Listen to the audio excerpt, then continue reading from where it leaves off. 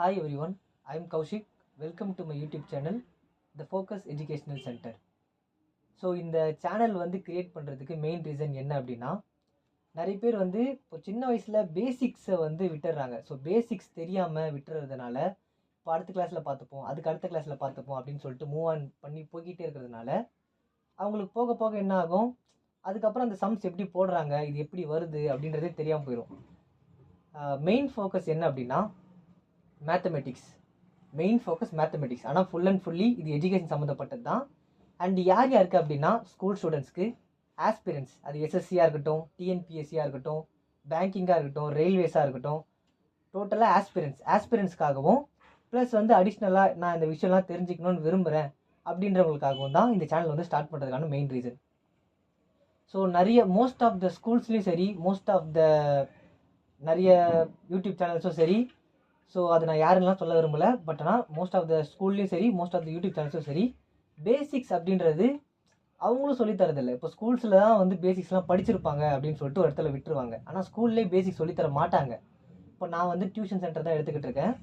ஆனால் என் டியூஷன் சென்டரில் நிறைய பேர் சொல்கிறது என்னென்னா, அவங்களுக்கு இன்ன வரைக்குமே அடிஷன், சப்ராக்ஷன், மல்டிப்ளிகேஷன், டிவிஷன் இது எதுவுமே வந்து ஒழுங்காக தெரியாது. இத்தனைக்கும் அவங்க படிக்கிறவங்க எல்லாமே பார்த்தீங்கன்னா 5th, 6th, 7th இந்த மாதிரி தான் இருப்பாங்க. மல்டிப்ளை பண்ணுறது எப்படி பண்ணுவாங்க? மல்டிப்ளிகேஷன் நம்மளுக்கு வந்து ரொம்ப ஈஸி. ஆனால் மல்டிப்ளிகேஷன் தெரிஞ்சால் மட்டும்தான் நம்ம வந்து என்ன பண்ண முடியும், மேக்ஸே சால்வ் பண்ண முடியும். ஏன்னா மேக்ஸ் பொறுத்த வரைக்கும் மல்டிப்ளிகேஷன்றது ஒன் ஆஃப் த மோஸ்ட் இம்பார்ட்டண்ட்டான ஒரு திங். ஓகேவா? மல்டிப்ளை பண்ணுற ஒரு சில என்ன பண்ணுவான், இப்போ 7 டேபிள் இருக்குன்னா 7 2s are 14, 7 3s are 21. ஆனால் அந்த 14லேருந்து +7 பண்ணுவான் விரல் விட்டு எண்ணி. ஸோ அந்த +7 பண்ணி மறுபடியும் 21 போடுவான். இப்போ 7 5s are 35னா அது வரைக்கும் ப்ளஸ் பண்ணி போட்டுக்கிட்டு இருப்பான் ஒன்று ஒன்றா. ஸோ இந்த மாதிரி வந்து எப்படின்னா அவங்களுக்கு ப்ளஸ் பண்ணி போட்டுக்கலாம், மல்டிப்ளிகேஷன் தானே ப்ளஸ் பண்ணி போட்டுக்கலாம் அப்படின்ற மாதிரி விட்டுறாங்க. ஸோ அந்த மாதிரி பண்ணக்கூடாது. அது எப்படி, இப்போது ஸ்கூல் எடுத்தோம்னு வச்சுக்கோங்களேன், அந்த ஸ்கூலில் எல்லா கிளாஸஸ்லேயும் பார்த்தீங்கன்னா அவங்களே பிரித்து வச்சுட்டாங்க. அதாவது குட் ஸ்டூடெண்ட்ஸ், அதாவது பிரைட் ஸ்டூடெண்ட்ஸ், அதுக்கப்புறம் ஆவரேஜ் ஸ்டூடெண்ட்ஸ், அப்புறம் பிலோ ஆவரேஜ் ஸ்டூடெண்ட்ஸ். ஓகேவா? இது இவங்களாவே பிரித்து வச்சுட்டாங்க. அதே மாதிரி ஒன்று சொல்லுவாங்க, நார்மலாக எதுவாக இருந்தாலும் ஒன்று சொல்லிடுவாங்க, எல்லாராலையும் எதுவும் பண்ண முடியாது, ஒருத்தருக்கும் தனியாக டேலண்ட் இருக்கும் அப்படின்னு சொல்லிடுவாங்க. கண்டிப்பாக எல்லாருக்கும் ஒரு டேலண்ட்டு தனியாக இருக்குதான். பட் ஆனால் என்ன விஷயம் அப்படின்னா, எல்லாராலையும் படிக்க முடியும். இந்த எல்லாராலையும் படிக்க முடியாது, ஆனால் ஒருத்தருக்கும் டேலண்ட்டு தனித்தனியாக இருக்குன்றது உண்மை. ஆனால் எல்லாராலையும் படிக்க முடியாது அப்படிங்கிறது பொய். எல்லாராலையும் கண்டிப்பாக படிக்க முடியும். எப்படின்னா, இப்போது பிரித்து வச்சுருக்காங்களே இந்த 3 கிளாஸாக, excellent student, average student, below ஆவரேஜ்னு சொல்லிட்டு. இந்த எக்ஸலன்ட் ஸ்டூடெண்ட்ஸ்க்கு என்ன அப்படின்னா, அவங்களுக்கு நார்மலாகவே ஒரு சில பேருக்கு வந்து அண்டர்ஸ்டாண்டிங், வே ஆஃப் அண்டர்ஸ்டாண்டிங் ஒரு நாலேஜ் வந்து அதிகமாக இருக்கும். ஸோ கிளாஸில் வந்து மிஸ்ஸோ சாரோ யாரோ ஒருத்தங்க கிளாஸ் எடுக்கும்போது ஒரு டைம் எக்ஸ்பிளைன் பண்ணாலே அவங்களுக்கு புரிஞ்சிடும். ப்ளஸ் இன்னொரு டைம் அவங்களாவே படித்து தெரிஞ்சுப்பாங்க. இந்த ஆவரேஜ் ஸ்டூடெண்ட்ஸ் அப்படின்றவங்க யார் அப்படின்னா, அவங்களாவே சொந்தமாக கிளாஸில் நடக்கிறதும் பார்ப்பாங்க, கொஞ்சம் புரியாமல் இருக்கும். சப்போஸ் அவங்க ஏதாச்சும் கொஷின் கேட்குறாங்களோ அப்படின்னாலோ கொஷின் கேட்டு தெரிஞ்சு அவங்க புரிஞ்சுப்பாங்க. அப்படி இல்லைனா ஒரு 2 to 3 times R 4 times 5 times திருப்பி படித்து புரிஞ்சுப்பாங்க. புரிஞ்சாலும் அவங்களுக்கு கொஞ்சம் தான் அந்த கான்செப்ட் ஞாபகம் இருக்கும். ஏன்னா அவங்களுக்கு ஒழுங்காக புரிஞ்சிருக்காது. பாதி புரிஞ்சும் பாதி மக்கப் பண்ணியும் பண்ணுறவங்க தான் ஆவரேஜ் ஸ்டூடெண்ட்ஸ்.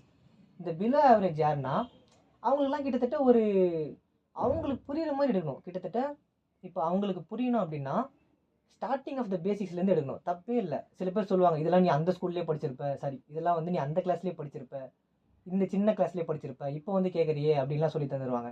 இப்போ அதுக்கப்புறம் என்ன ஆகும் அவனுக்குள்ள, ஓகே இந்த மாதிரி சொல்கிறாங்க, நம்ம கேட்கும்போது ஒரு மாதிரி நம்மளுக்கு சரியாக இருக்குது, நமக்கு எதுவும் கேட்க தேவையில்ல அப்படின்னு விட்டு அவன் என்ன ஆயிடுவான், பிலோ ஆவரேஜ் ஆகிடுவான்.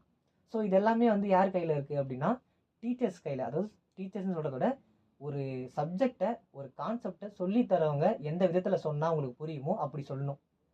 ஸோ நம்ம சேனல் பொறுத்த வரைக்கும் எல்லாருக்கும் புரிகிற மாதிரி தான் எடுக்க போகிறோம்.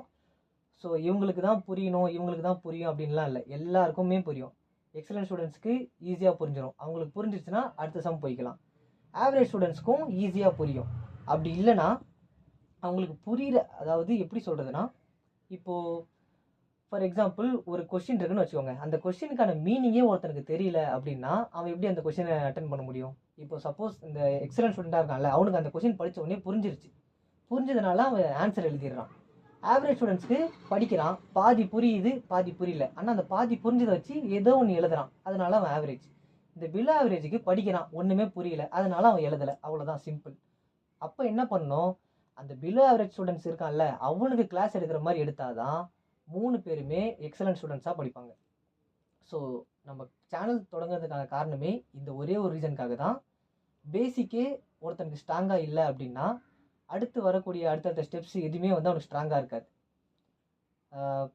நம்பர்ஸை மனப்பாடம் பண்ணி போட்டுடுறாங்க. நம்பர்ஸை வந்து மனப்பாடமே பண்ணக்கூடாது. அது வந்து ஒரு வேரியபிளாவோ ஒரு நம்பராகவோ ஒரு ஆல்ஃபபெட்டாவோ எடுத்துக்கணுமே தவிர நம்பரை மனப்பாடம் பண்ணி போட்டுடுறாங்க. இப்போது இருக்கிற ஸ்கூல்ஸ்லாம் என்ன பண்ணுறாங்க அப்படின்னா, இப்போது என்கிட்ட படிக்கிறவங்கள வச்சு தான் நான் சொல்லிக்கிட்டு இருக்கேன். ஆனால் அந்த ஸ்கூல் பேரை நான் சொல்லக்கூடாது.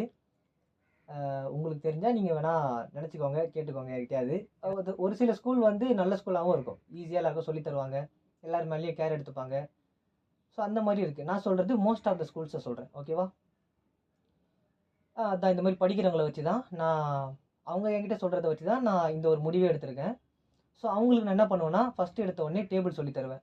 டேபிள்ஸ் எப்படி ஈஸியாக சொல்லி தரலாம், அதுக்கப்புறம் அடிஷன் ப்ளஸ் அடிஷன் எப்படி ஃபாஸ்ட்டாக போடணும், சப்ராக்ஷன் எப்படி ஃபாஸ்ட்டாக போடணும், மல்டிப்ளிகேஷன் எதுக்கு யூஸ் ஆகுது.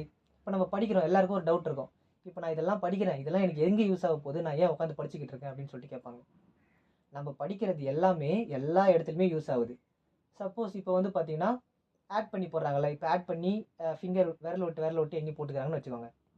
இப்போ அதுவே ஒரு கடைக்கு போனாங்கன்னா சப்போஸ் சிப்ஸ் பாக்கெட்டோ சாக்லேட்டோ ஏதோ ஒன்று வாங்குறாங்க. ஒன்று வாங்கினா அதோட ரேட்டு தருவாங்க. இதே ஒரு 5, 6 ஆர் 7 அந்த மாதிரி கவுண்ட்டில் வாங்கினாங்க அப்படின்னா நீ ஒன்றுத்தையும் ப்ளஸ் பண்ணி போட்டுக்கிட்டு இருக்க முடியாது. அதனால தான் மல்டிப்ளிகேஷன், அதாவது டேபிள்ஸ். இப்போது ஒரு சாக்லேட்டோட வேல்யூ வந்து 5 ருபீஸ்னு வச்சுக்கோங்க. அந்த 5 ருபீஸ்க்கான சாக்லேட்டு 7 குவான்டிட்டி வாங்குறீங்க. அப்போது 5 7s are 35. ஸோ இப்போ நம்ம வந்து இப்போ என்ன பண்ணோம், அப்போது அந்த சாக்லேட் 5 ருபீஸ்ன்றதுக்காக நம்ம 7 வாங்கியிருக்கோம். 7 வாட்டி 5 வந்து ப்ளஸ் பண்ண முடியாது. அதாவது 5 வந்து 7 டைம்ஸ் 5 + 5 5 + 5 5 + 5 7 டைம்ஸ் எழுதி ப்ளஸ் பண்ணிக்கிட்டு இருக்க முடியாதாங்க. அப்போ அந்த இடத்துல என்ன ஆகுது, மல்டிப்ளிகேஷன் யூஸ் ஆகுதா. அதே மாதிரி நாம் சம் அமௌண்ட்டு தரோம், கடைக்காரங்க வாங்கிட்டு நம்மளுக்கு திரும்ப சில ஒரு அமௌண்ட்டு தராங்க. அப்போ அங்கே என்ன ஆகுது, சப்ராக்ஷன் யூஸ் ஆகுது. இப்போ கிளாஸில் நம்ம ஃப்ரெண்ட்ஸ் இத்தனை பேர் இருக்காங்க, நம்மக்கிட்ட இவ்வளோ சாக்லேட்ஸு சம்திங் ஏதோ ஒன்று இருக்குது, நம்ம கிஃப்ட் பண்ணுறோம் ஏதோ ஒன்று. இப்போ நம்மக்கிட்ட அது எக்ஸ்ட்ரா இருக்குது, அது டபுளாக இருக்குது. இது வந்து எப்படி ஈக்குவலாக டிஸ்ட்ரிபியூட் பண்ணி தர முடியும். அது அன்றைக்கின்னு பார்த்து ஒரு சில பேர் வரல, இத்தனை பேர் தான் இருக்காங்க, இவங்களுக்கு எப்படி ஈக்குவலாக டிஸ்ட்ரிபியூட் பண்ணி தருது அப்படின்றதுக்காக டிவிஷன் யூஸ் ஆகுது. ஸோ எல்லா இடத்துலையுமே வந்து மேக்ஸ் யூஸ் ஆகுது. அதே மாதிரி நிறைய பேர் கேட்பாங்க, இந்த அல்ஜிப்ரா எதுக்கு யூஸ் ஆகுது, ட்ரிக்னாமெட்ரி எதுக்கு யூஸ் ஆகுது, ஜாமெட்ரி எதுக்கு யூஸ் ஆகுது. இது எல்லாத்துக்குமே ஒரு யூஸ் இருக்குது. அதாவது ரியல் லைஃப்பில் இது எல்லாத்துக்குமே ஒரு யூஸ் இருக்குது. So simple. நம்ம சேனல் ஸ்டார்ட் பண்ணதுக்கான நோக்கம் வந்து இதுதான். அதாவது பிலோ ஆவரேஜ் ஸ்டூடெண்ட்டும் நல்லா எக்ஸலன்ட் ஸ்டூடெண்ட் மாதிரி படித்து மார்க் எடுக்கணும். அவனுக்கு எந்த திறமைனாலும் இருக்கணும், அதை வளர்த்துட்டு போட்டோம். ஆனால் பிலோ ஆவரேஜ் ஸ்டூடெண்ட்டும் எக்ஸலன்ட் ஸ்டூடெண்ட் மாதிரி மார்க் எடுக்கணும், அவ்வளோதான். அதே மாதிரி ஒரு கொஷின் கேட்டால் அந்த கொஷின் என்னன்னே அவனுக்கு தெரியாமல் இருக்கக்கூடாது. அட்லீஸ்ட் அவனுக்கு அதில் கொஞ்சமாச்சும் தெரிஞ்சு அவன் ட்ரை பண்ணணும் சொல்கிறதுக்கு. அதுதான் நம்ம நோக்கம். ஸோ எல்லாருமே சப்ஸ்கிரைப் பண்ணிக்கோங்க.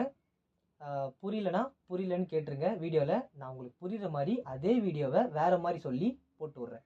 ஓகே, தேங்க்யூ, தேங்க்ஸ் ஃபார் வாட்சிங். Subscribe and please share and like.